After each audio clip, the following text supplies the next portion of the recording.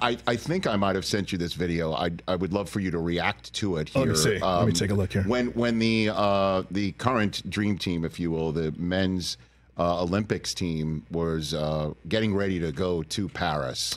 Yes. For the Olympics. Yes. They were training in Las Vegas, and President Obama met with them, and it was the Key and Peele sketch where he dapped up people of color and just nice hearty standard handshake with anybody who is melanin challenged. Let's take a look right here. This actually happened. All right, there's a dap. Big fat dap. What up, though? Hug it out. All right, here comes LeBron. LeBron, another dapitude. Here he goes. Big one. Wrap him up. Wrap him up. There here's Mark Few. Hello. Good to see you. Pleasure. Absolute pleasure to see you. How you guys doing? Good to see you guys. Steve. I'll give Steve a hug because he spends the most time with people of color. Steve gets a hug. I love that. When I see the guy next to Steve, what the hell? Where's mine? It was solidified when Mark Few, who might be, what did you say, melanin? Melanin challenged. Melanin challenged, yeah. He almost got the Heisman. He almost got the Heisman. He almost Desmond Howarded him. I mean, just the way with Curry and LeBron. Oh my God, it's so. And Mark Few knows it's coming. Look at him. Yeah, he's got to see his arms are crossed, but he is on his toes. Nice to meet you. Nice to meet you. Good to meet you.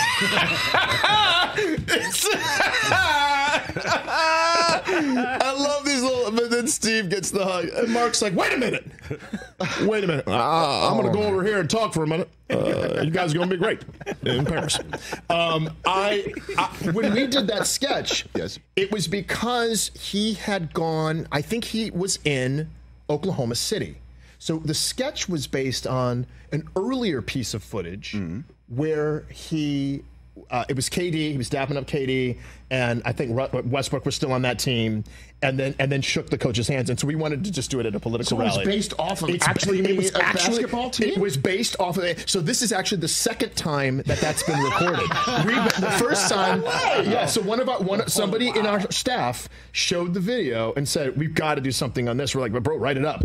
And then, but then my favorite part of the sketch is when Jordan gets to me and his body man who's standing, he's Obama, and the body man's sitting next to him, and he gets to me and he doesn't know what to do. And the body man goes 1/8 black. And Jordan goes to shake my hand. He goes, "Good afternoon, my octoroon."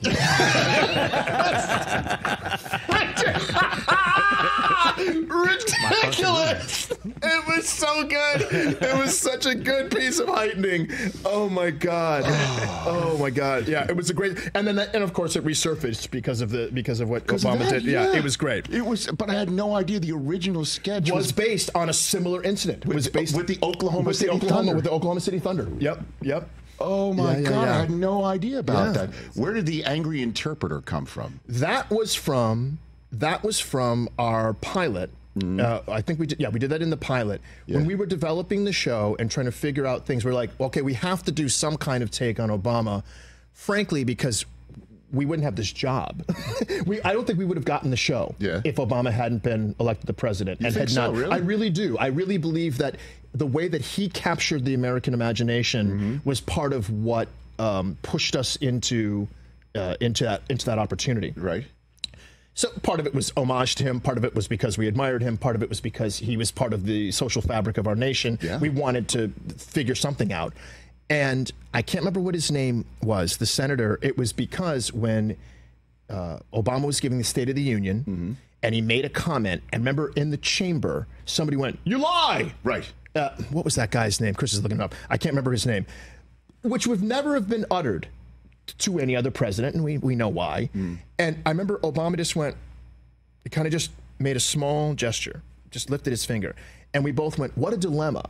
Because as a person of color, he cannot, if he retorts aggressively, he's an angry black man. If he doesn't do anything, he's an ineffectual black man. So it ended up being, Rich, a problem-solving issue. So it was a problem-solving. How do we solve this problem for the president-elect?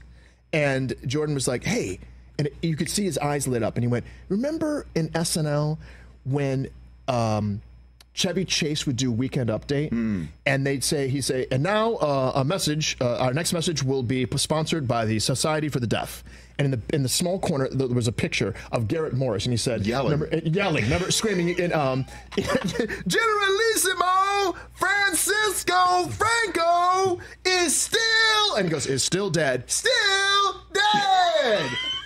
And I was like, oh yeah. And he goes, what if he had like an anger translator, like someone who became. We were sitting in Jordan's apartment, his little 1-bedroom furnished apartment on Hollywood Boulevard, and I was like, that's a brilliant idea, and that's where it came from. It was just us sitting there trying to figure out is there a way we could help the president out of that dilemma? Yeah. And so you're the muse for his anger, basically. Id. Like I'm the id. Like so he's the super ego who follows the rules, and I'm the id. And then the whole thing. I mean, being able to do it with the president. How did that come about? How did you pitch him? Somebody pitched me. So one of his writers, Jordan and I got to meet him when he was here doing a fundraising campaign. Yeah. And we got to meet him, and we got to spend like 10 minutes with him. It was amazing. And then that year later, I went to the White House for like the Christmas party or something happened, and one of his junior writers said, "Would you be interested if we had time, if we could figure it out schedule-wise, to come and do the White House Correspondents' Dinner?" And I went, "Oh my God, I would love to do it. I think it would be amazing."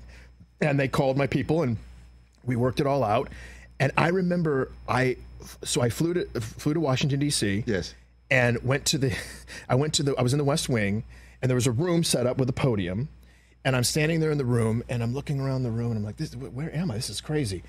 And he comes in to rehearse with me, and he walks in the door. He goes, "There he is, Key. Hey, how's it going?" And he walks up to me, and he grabs my hand, and he hugs me. He runs to me and hugs me, and I'm like, "Oh God, I'm not touching him. I'm not attacking him.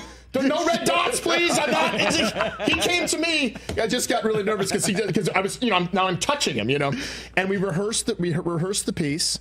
And I was so nervous that I learned all of my lines and all of his lines, just in case he went up, because he's got other things on his mind. You know what I mean? And he was such a great straight man, Rich. I couldn't believe how great of a straight man he was. He completely got the comedy of it, understood the bit, understood what he was supposed to do.